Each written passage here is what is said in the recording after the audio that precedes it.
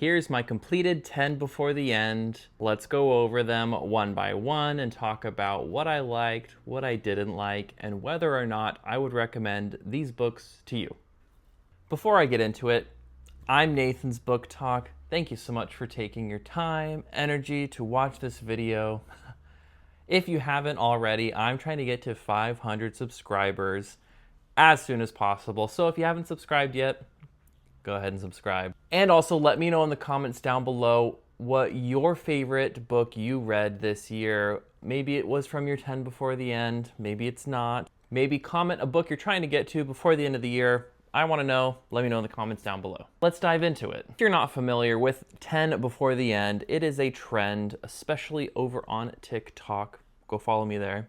Usually around October, November-ish, you're trying to lay out 10 priority books you're going to read before the end of the year. This was mine. I set out to accomplish kind of chunky books, I would say.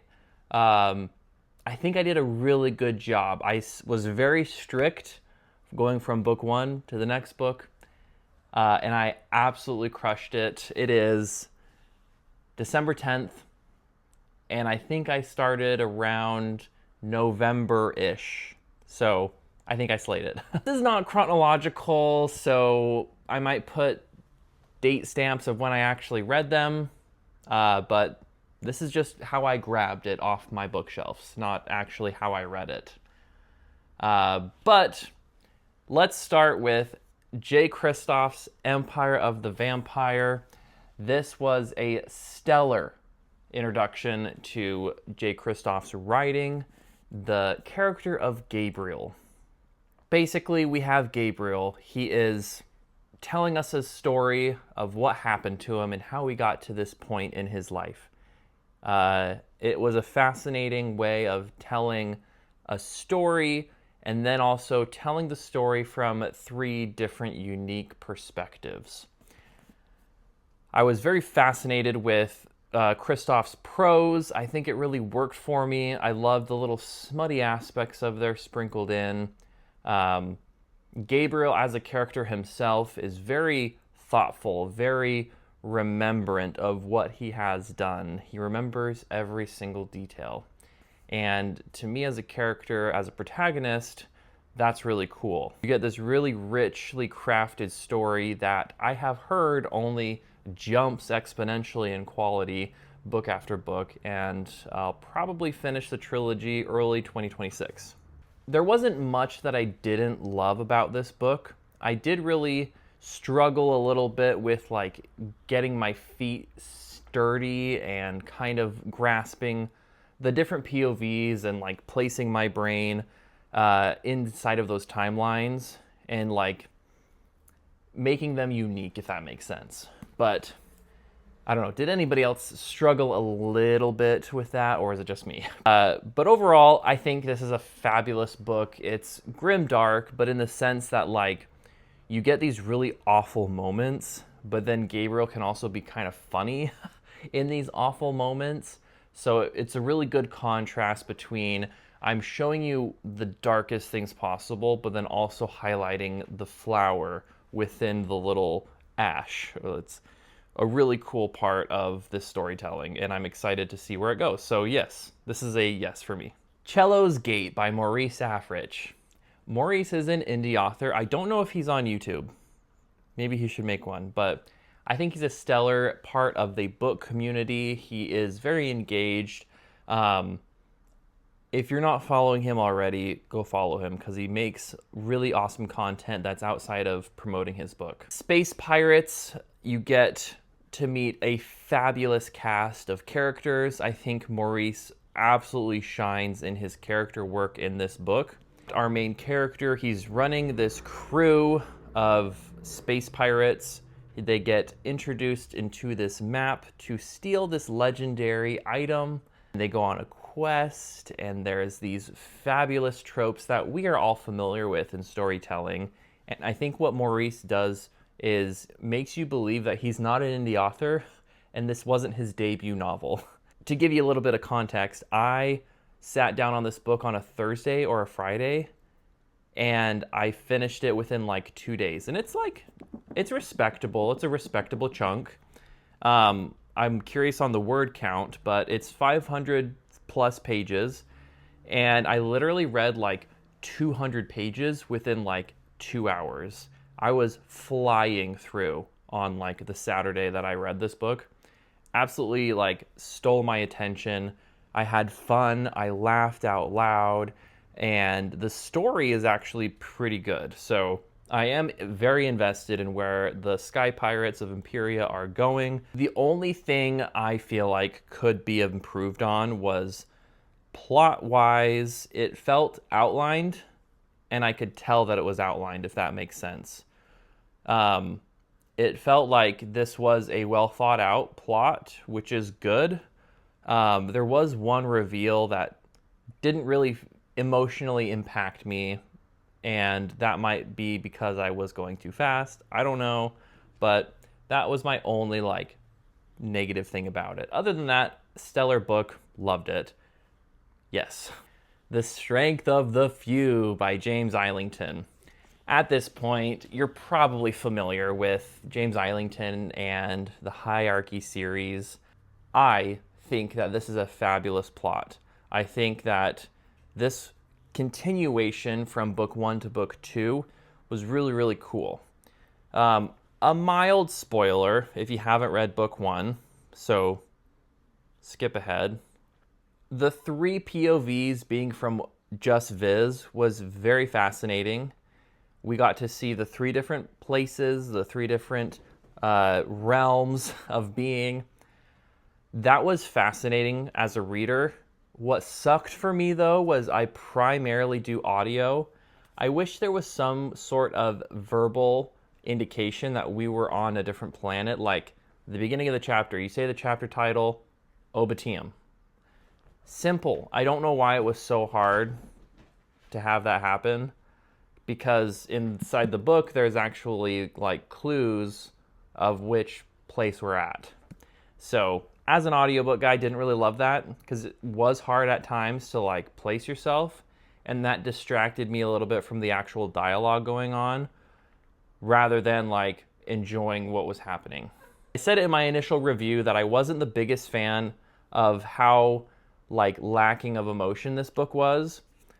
I just feel like Viz doesn't really care about characters. He doesn't really care about himself. He's just caring about surviving, which is valid. But at the same time, because this is first person, I want to feel like I am going through these emotions with the character, and I just don't get that. I might be the outlier.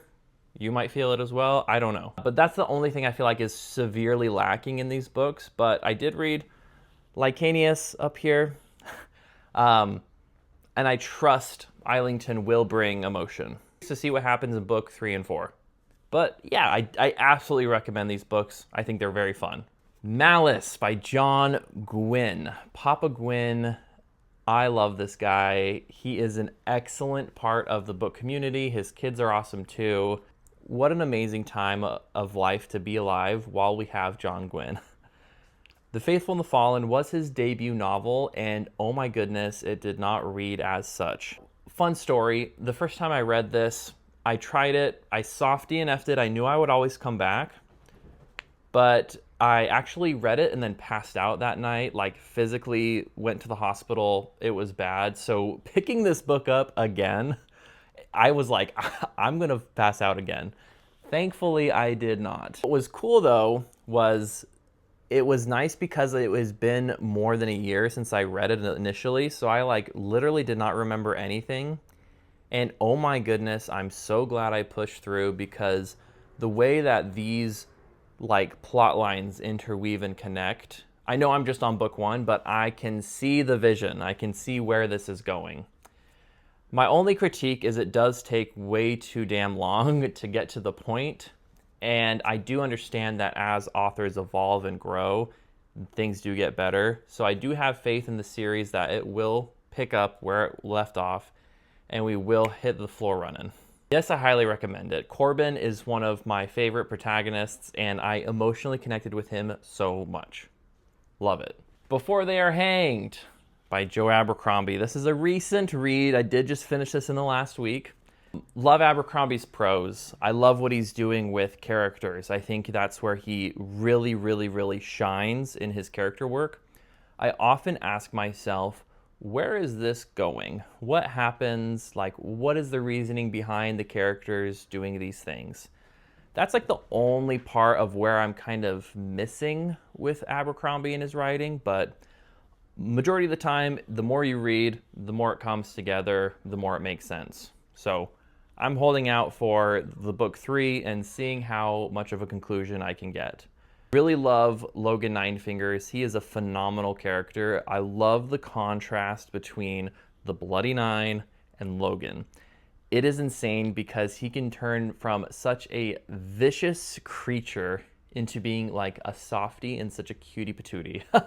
So I'm really obsessed with like Logan and Pharaoh and some of these other characters in here. I'm very glad that we do get different viewpoints, because I think Abercrombie does his characters very well. He very shines with unique voices for these characters as well. Yes, read book 1 first, but absolutely get to this book, and I am super excited for book 3. Ironbound by Andrew Givler. Oh my goodness. I think 3 of the books I've read here are probably good overlaps for this book. Like, if you liked this book, read this. If you liked Faithful and the Fallen, if you liked Red Rising, if you like this Strength of the Few, Will of the Many, this book is going to work for you. I think this is particularly a boy book. Just going to say that now. What I mean by that is like lots of fighting, lots of male-centeredness and like dude stuff. But if you're into that, cool, you're welcome. You might like this if you're just a girly pop as well. I think he worked very well with this like progression fantasy genre. I have read books that are kind of progression fantasy adjacent, but this one was like the first one that I've ever read that was labeled as such. So really interested to see where this goes. It has a lot of familiar tropes. Found family, we're trying to good versus evil, struggling to learn like what is truth, what is not truth. The government has told us one thing that might not be true. So it's got a lot of really interesting things that we like as a society. I think it was executed very well. Things I didn't like, I think it probably could have been a little bit shorter, being like a first book. I found myself like not necessarily falling asleep, but just like wondering like, okay, how can we get from point A to point B? My issue with progression fantasy is at some point this character will be like the best. And it's just this inevitability of, I know that this character will beat the other guy. It's just like, how will it happen? So that's my only little gripe with it, but I highly recommend it. I think it's really fun, really engaging. It's a certified slump buster. Babel by RF Kuang. I read The Poppy War, I read Catabasis earlier this year, but let me tell you, RF Kuang shines in the academic viewpoint. She absolutely nails it with making you fall in love with characters that might not make the best decisions. She makes you fall in love with characters that have flaws, that are irritable, that really you don't know what's going to happen. From a storytelling perspective, I think that we can touch on heavy topics through storytelling, and I think that this book does a really good job at letting you know about colonization, looking inwards, and am I doing the right thing because it's the right thing, or am I doing it to gain something? I think that was a really big like lesson for me, and it really helps like shape how you view languages and the meaning and power behind that. So I think this is an absolute required reading. I think if I could talk about any negatives, it would be footnotes. Did I read all of them? No. Are they necessary? Probably not.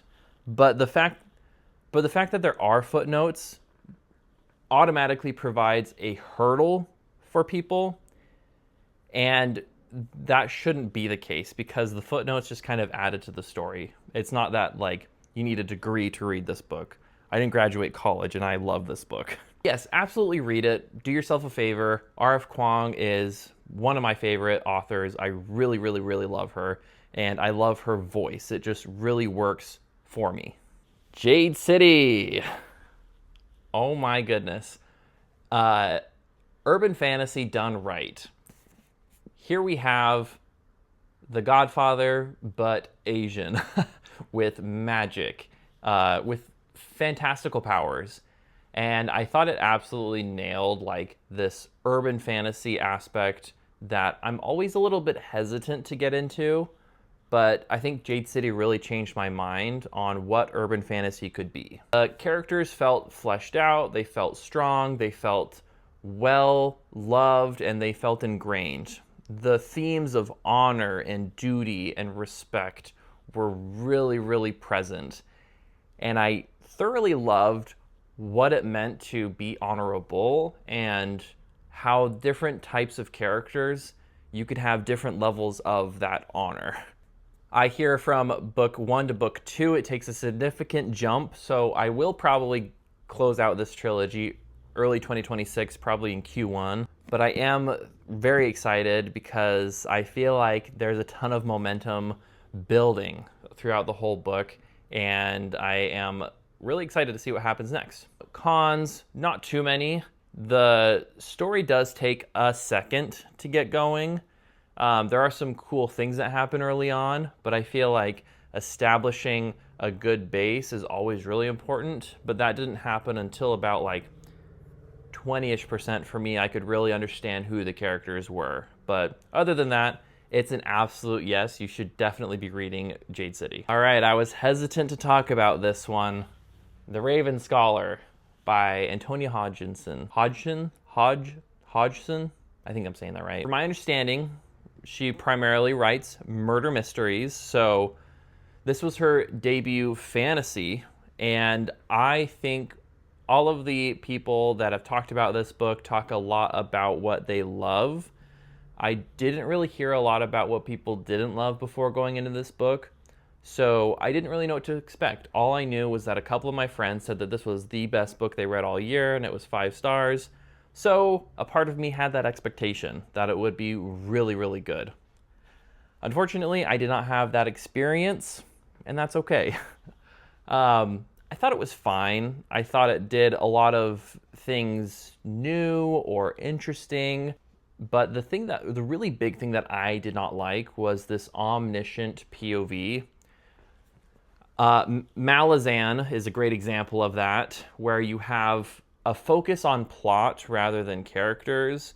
And what I mean by that is the story is driven by like what is going on. It's not necessarily driven by connecting you, the reader, to these characters. And for me, that there was this really big disconnect because I couldn't connect to the main character, I couldn't connect to any side characters, and then like the reveals that happened in this book, while they are interesting, it wasn't impactful. And that's what I really, really needed for this to be a good book for me, in my opinion. So am I going to keep reading? Yeah, I'll pick up book 2 because I've read a lot of book 1s that were just okay, and then they turn out to be really good. So I'll give the second book a chance. I probably won't read it immediately when it comes out, but I'll give it a chance. I'm interested in seeing where it goes. I'm easy to please, so I feel like I should be liking this, but a part of me just really struggled to connect with the characters. So will I recommend this book? Maybe. I think it's a maybe. I know I'm probably the outlier here in saying it didn't work for me, but majority of other people that have read this rave about it. So it might work for you. And then finally we have The City of Brass by S.A. Chakraborty. Boy, oh boy, did I love this book. There was just something magical and mystical in this book. The way that the story was told really worked for me. Unlike Raven Scholar, I really did connect with these characters. I found them to be interesting. I found their motivations to be direct and upfront.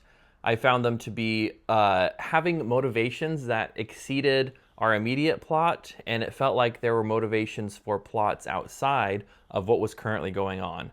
To me, that builds layers, it adds complexity, and it adds this sense of like lived-inness, that there was stuff going on before I read page 1, and there's going to be stuff going on after I complete it. I was fascinated by our main character.